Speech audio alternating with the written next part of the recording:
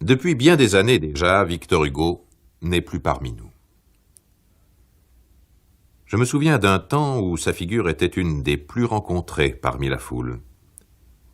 Et bien des fois, je me suis demandé, en le voyant si souvent apparaître dans la turbulence des fêtes ou dans le silence des lieux solitaires, comment il pouvait concilier les nécessités de son travail assidu avec ce goût sublime mais dangereux des promenades et des rêveries.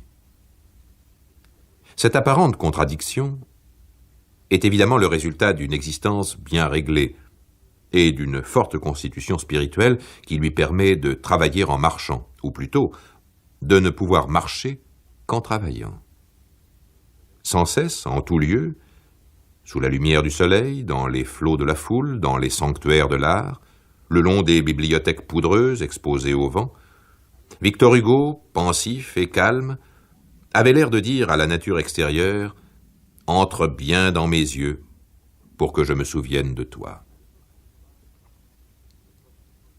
À l'époque dont je parle, époque où il exerçait une vraie dictature dans les choses littéraires, je le rencontrai quelquefois dans la compagnie d'Édouard Ourliac, par qui je connus aussi Pétrus Borel et Gérard de Nerval.